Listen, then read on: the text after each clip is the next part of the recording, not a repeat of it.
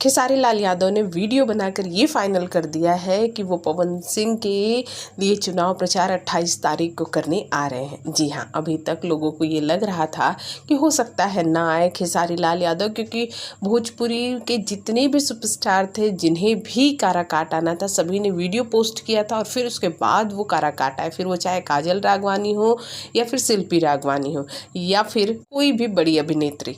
लेकिन यहाँ खेसारी ने वीडियो पोस्ट नहीं किया था, लेकिन बातें हो रही थी कि खेसारी लाल यादव आएंगे काराकाट। और अब खेसारी लाल यादव ने फाइनल कर दिया है कि 28 तारीख को वो काराकाट आ रहे हैं, पवन सिंह के समर्थन में आ रहे हैं, पवन सिंह के लिए वोट मांगेंगे।